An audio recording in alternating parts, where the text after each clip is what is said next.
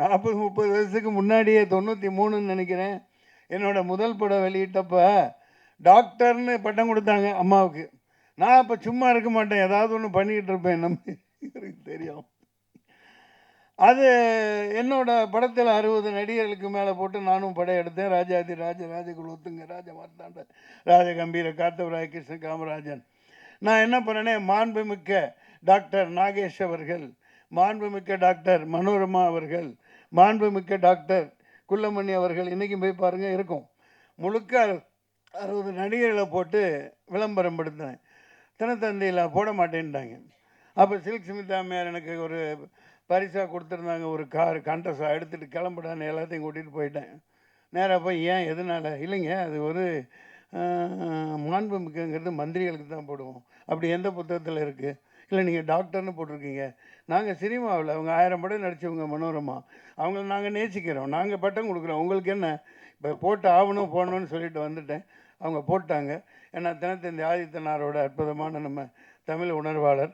அதுபோன்று நம்மளை கௌரவிக்க வேண்டியது நம்ம கடமையாக இருக்குது. நம்ம துறையை நம்ம கேவலமாகவும் இதாகவும் பேசுகிறதுனால தான் மிகப்பெரிய அழிவுக்கு உள்ளாகிக்கிட்டு இருக்கோம். இந்த இடத்துல இதை ஏன் சொல்கிறேன், நான் இந்த எல்லாத்தையும் முடிச்சிடுறேன். மோகன்ராஜன், ஆகா எங்கப்பா அடி நிறுத்துறே, என்ன ஏய் எட்டி பின்றாரப்பா, கட்டா குஸ்தி சம்பவக்காரி, என்ன சம்பவம் பண்ணிட்டாப்பலப்பா, எங்கேருந்து தான் இந்த லிரிக்ஸ் அவருக்கு கிடைக்குதோ அடி பின்றாரு. மோகன்ராஜன் பாடலாசிரியர் அவர்களே, நிலவை பார்த்திபன் அவர்களே, வினோதினி வைத்தியநாதன், சும்மா இருக்கிறாங்களா பாருங்களேன். இந்த வயசுலேயே அவங்க அப்பாவை கூட வச்சுக்கிட்டு ரீல்ஸ் போட்டு அப்பாவை விட்டு கொடுக்காத பிள்ளையா கவர்மெண்ட்டுக்கு எதிராக அடி சமட்டி அடிக்கிறாங்க. அவர் தைரியத்தை பாராட்டலாம். நடிகர் தோழர் மாண்புமிக்க ஜெயபிரகாஷ் அவர்களே, பிரசன்னா பாலச்சந்திரன், அருவி மதன், கவிதா பாரதி அவர்களே, இயக்குனர் மூர்த்தி அவர்களே, அக்ஷயா அவர்களே, சஞ்சய் அவர்களே, மாண்புமிக்க கோகுல் அவர்களே, நிகில் கணேஷ்குமார் அவர்களே, ஜெயசீலன், கலை இயக்குனர் ஜெயசீலன் அவர்களே, எம்எஸ் பிரபு அவர்களே, கொஞ்சம் மற்றவங்கள்லாம் போயிட்டனால கொஞ்சம் டைம் இருக்குதுன்னு நினைக்கிறேன். அனைவருக்கும் நெஞ்சார்ந்த வாழ்த்துக்கள்.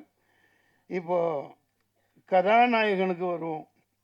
இவர் என்ன அநியாயம்பா, அதாவது நம்ம ரசம் குடிச்சிருக்கோம். எனக்கு எலுமிச்சை ரசம் பிடிக்கும், பூண்டு ரசம், அப்புறம் என்ன தக்காளி ரசம், புளி ரசம், படப்பிடிப்பில் ஆச்சரியமாலாம் பொள்ளாச்சி அங்கங்கே படப்பிடிப்புன்னு அந்த காலத்தில் எங்களுக்கு மல்லிகைப்பூ ரசம்லாம் செஞ்சு தந்திருக்காங்க. ரொம்ப அற்புதமாக இருக்கும். மல்லிகைப்பூ தேநீர் டீ தந்திருக்காங்க. அந்த மாதிரி பல ரசங்களை நம்ம குடிச்சிருக்கோம். ஆனால் இவங்க பாருங்கள், இந்த நடிப்பில் பயங்கரமான ஒரு பல ரசத்தை புழிஞ்சிட்டு இருக்காங்க பாருங்கள். கதாநாயகன் கதாநாயகி, அடேங்கப்பா, அண்ணலும் நோக்கினால் அவளும் நோக்கினால்னு ஈருடல் ஓர் உயிரா அசத்தலான ஒரு காதல் ரசத்தை பிழிந்து கொண்டிருக்கிறார்கள். அந்த குழந்தைக்கு வாழ்த்துக்கள். நல்ல அற்புதமாக இருக்குது. உஷாரா என்ன பண்ணிட்டாருன்னா, நம்ம துஷந்த் கதாநாயகன் எதுவும் கொரோனா வந்துடக்கூடாதுன்னு கண்ணாடி போட்டார். கண்ணாடி போட்டு அற்புதமாக இருக்குது, பார்த்துக்கிட்டே இருக்கலாம் போல் இருக்குப்பா. நல்ல பேர் கிடச்சிருச்சு தமிழ்நாடு தமிழ் ரசிகர்களுக்கு. அப்படி ஒரு ஜனனி பெரிய அளவுக்கு வருவீங்க, அற்புதமாக இருக்குது. இங்கே நான் ஏன் இங்கே பாருங்கள், அதே நேரத்தில் இந்த பேப்பர்லாம் ஒரு விஷயத்தை நீங்கள் இன்னையிலேருந்து அது மாறணும். இந்த சின்ன சின்ன இடத்துல டெக்னீஷியன் பேரை போடுறாங்க, ஹீரோக்கள் பேரை பெருசாக போடுறாங்க, போட்டுக்குங்க, தப்பில்லை. ஆனால் இந்த இருட்டடிப்பு பண்ணாதீங்க. இப்போ தொழில்நுட்ப கலைஞர்கள் கொஞ்சம் பேர் நடிகர்களை இங்கே சொல்லிட்டோம். விளம்பரம் காப்பக்கம் வரும், பேர் பெருசாக இருக்கும். ஆனால் இந்த தொழில்நுட்ப கலைஞர்கள் கீழே கண்ணுக்கே தெரியாமல் இருக்கும். அது எவ்வளோ மனசு நோகும் பாருங்கள். அது என்ன வீணாக போகுது? விளம்பர காசு கொடுக்கத்தானே செய்கிறீங்க. கொஞ்சம் இனிமேலாவது டிசைனர்ஸாக இருக்கட்டும், பேப்பரில் பப்ளிஷ் பண்ணுறவங்களா இருக்கட்டும், அப்பா அவெல்லாம் நல்லா பளிச்சுன்னு போட்டு வாப்பான்னு சொல்லுங்கள். ஏன்னா ஹீரோவே எல்லாம் பிரதானம் அல்ல, எல்லாமே அவங்களே அல்ல. இப்போ பாருங்கள், இதில் எத்தனை பேர் சின்ன எழுத்து, நான் எப்படியோ படிக்கிறேன் இந்த வெளிச்சத்தில். Director of photography Dilli Rajan, okay. Editing S Bhaskar, art Jayaseelan, Mohanrajan இங்கே வருது, அண்ணாதுரை, புவன், ஆர்எஸ் புவன் தான் பிஆர்ஓ.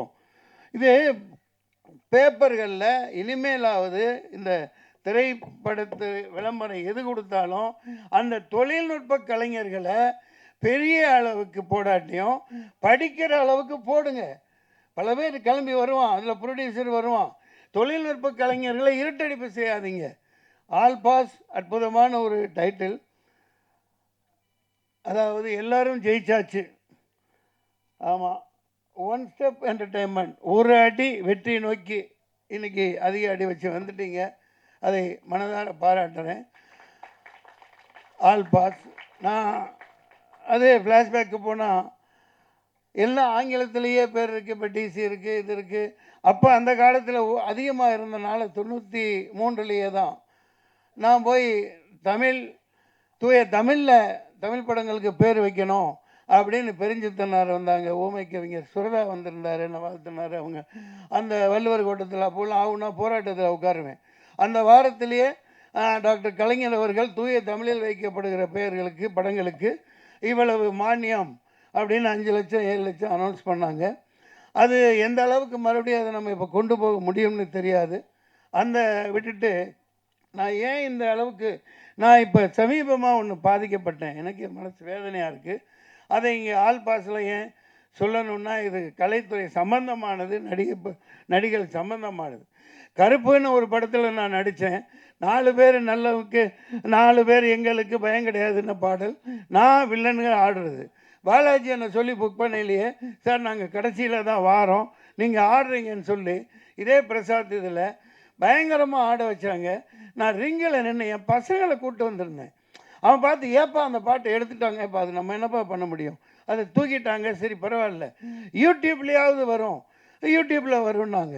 அந்த நான் சிறப்பாக ஆடி இருந்தேன், கஷ்டப்பட்டு ஆடி இருந்த அந்த ஷாட்டெல்லாம் காணோம். இது ஏன் இப்படி இருட்டடிப்பு பண்ணுறீங்கன்னு தெரியல. நீங்கள் இங்கேயோ டாப்பில் இருக்கீங்க. மார்க்கண்டேயன் குமாரர்கள் ஒன்று கைதி போச்சு, ஓகே சரி, நீங்கள் சம்பாதிங்க, கோடிக்கணக்காக சொத்து வாங்கி போடுங்க, அகரம் நல்ல பேர் எடுங்க. ஒரு நடிகனோட நடிப்பை, ஒரு போர்ஷனை, ஒரு பங்களிப்பை அடுத்தவன் ஜோத்திலேயே மண்ண போடுறீங்க. நான் பகிரங்கமாக குற்றம் சாட்டினேன். உங்களுக்கு ஆண்மை இருந்தால், உண்மையிலே தைரியம் இருந்தால் அதை போடுங்க. RSSR பிரபு அவருக்கு கேட்குறேன், நான் என்ன ப்ரொடக்ஷன் நம்பர் 73 குரூப் டான்ஸராக இருக்கலையே, 86லேயே நான் கவுன்சில்லையும் தனஞ்சயன் இவங்கெல்லாம் அரைக்கால்டாயிரம் போட்டுட்ருக்கையிலேயே நான் ப்ரொடியூசர் ஆனவன். 86லேயே நான் ராஜ்கரண்டி ஃபிலிம் 73 நம்பர்.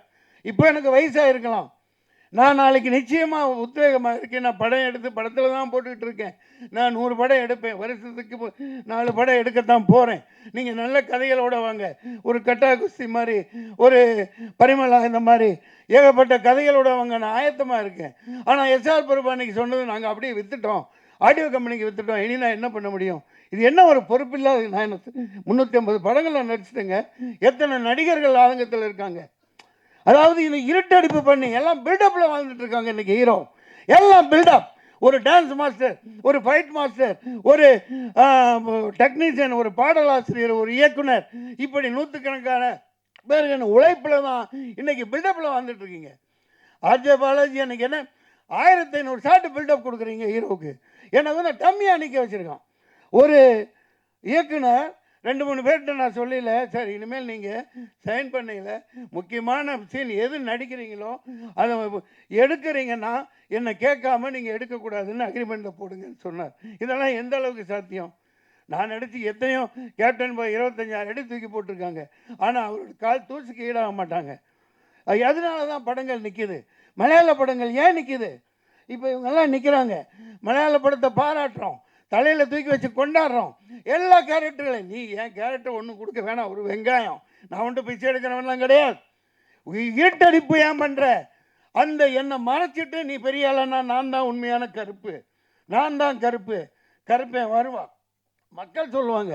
தைரியம் இருந்தால் அந்த சாட்டை போடுங்க சார். நான் கஷ்டப்பட்டு ரிங்கில் ஆடினேன் சார், காணா சார், யூடியூப்பில் போடுறேன்னு சொன்னாங்க சார். அதுக்கப்புறம் யூடியூப்லேயும் போடல. அந்த பர்டிகுலர் நான் நடித்ததை, நான் ஆடினதை, அது 2 நிமிஷம் ஷார்ட்டாக இருக்கலாம், 4 நிமிஷமாக இருக்கலாம். சூர்யா சார் இது விக்ரமத்தில் 5 நிமிஷம் தானே வந்தார். அந்த ப்ரெசன்ஸ் தானே, ஆடியன்ஸ் எல்லாத்துக்கும் இருக்காங்கல்ல சார். பசங்க பாவம் அவனுக்கு பதில் சொல்ல முடியல. கூட்டு போயிருந்தேன் ஷூட்டிங்கு. அப்பா என்னப்பா நீ அப்படி ரிங்கில் அந்த இடத்துல ஆடின, பாட்டெல்லாம் ஷாட் உடைச்ச, எல்லாம் செய்ய சொன்னாங்க, ஏன் போடலை? நான் உங்களுக்கு என்ன பதில் சொல்கிறது? இது என்ன இந்த மாதிரி ஒரு அயோக்கியத்தனம்? முதல்ல ஹீரோவாக இருங்க, நல்லா சம்பாதிங்க, என்னமோ வேணாலும் பண்ணுங்க. ஆனால் சினிமாங்கிற ஒரு கூட்டு குடும்பம், அதை ஞாபகம் வச்சுக்கோங்க. இது ஆல் பாஸ், வெற்றி அடைவோம். இந்த மாதிரி நிறைய பேர் வரணும். சினிமாங்கிறது ஒரு தனிப்பட்ட கதாநாயகனுக்கு அல்ல, ஒரு ஜனநாயகம் வந்தான்னா 100 பேர் கூட்டு போனாங்க. மலேசியா செலவு பண்ணி கூட்டு போனான், அவன் ஜனநாயகன். இங்கே நடக்கிற மதுரைக்கு கூட்டு போகல. யாரோ என் இடத்துல நான் அடட்டி பரவாயில்ல. யாரோ ஒரு பொண்ணு அவர் கூட இருந்தது, அது ஆடுது, படத்தில் நடிக்கிறது. இவர் கோட்டு போட்டுக்கிட்டு ஆடுறாரு. அடே நீ நல்லா ஆடு, நல்லா ஆடு, ஆனால் என்னை எதுக்கு போட்ட? ஏன் இப்படி இருட்டடிப்பு பண்ண? ஏன் பயம்? 2 நிமிஷம் ஷார்ட்டாக இருக்கட்டும், 4 நிமிஷமாக இருக்கட்டும், நீ போடு, காட்டு, மக்கள் பார்த்துக்குவாங்க. உனக்கு தானே பேர் வருது, உன் கம்பெனிக்கு தானே பேர் வரும். அந்த மாதிரி பகிர்ந்து கொடுக்க மாட்டேங்கிறாங்க தனஞ்சயன். நீங்கள் என்ன என்சைக்ளோபீடியா? இதுதான், இதை முதல்ல நோட் பண்ணுங்க. சும்மா ஜால்ரா போட்டுட்டு போகிறதுக்கு ஆள் பாஸ் நல்லா இருக்கார், நல்லா ஓடும், ஏய் நல்லா இருந்தால் தான் படத்தை பார்ப்பான். ஒவ்வொருத்த கண்ட்ரிபியூஷனை காட்டு. இந்த பிரசாந்த் ஜோசன் எவ்வளோ கஷ்டப்பட்டு போட்டிருப்பாரு, எப்படி பேர் வாங்கியிருப்பாரு. அவர் உழைப்பை சுரண்ட நான் மறைச்சு அவர் சும்மா இருப்பாரா? I don't care time know about others. Shame on them. மக்கள் இருக்காங்க, இதை சொல்லியிருக்கேன் பாருங்க. உடனே விர்ச்சுவல் இது வச்சுருக்காங்க, அந்த ஐடி விங் வச்சுக்கிறானுங்க. இவனுங்களுக்கு வேலை கொடுக்குறானுங்களோ இல்லையோ, கீழே போய் எழுதுவானுங்க, நீ உன் பையன் கஞ்சா அட பைத்தியக்காரன் நாதாரிங்களா, என்னமோ காலேஜ் பையன் கொடுத்துருக்கான், சாப்பிட்ருக்கான், இன்னமும் சொல்லிட்டு இருக்காயா. நான் என்ன நல்ல வேலை செஞ்சாலும் கீழே போய் உன் பையன் கஞ்சா அடிப்பான் தெரியாதா? இப்படி ஒரு அறிப்படுத்த சனியனுங்க நாட்டில் சுற்றிட்டு இருக்குது. அவனுங்களுக்கு அதே தான் வேலை. பெட்டர்ஸ் கழுவ மாட்டானுங்க, அதை சொரிஞ்சுக்கிட்டே இருப்பானுங்க, குரங்குக்கு போடுற மாதிரி. ஆல் பாஸ் அற்புதமான பெயர்.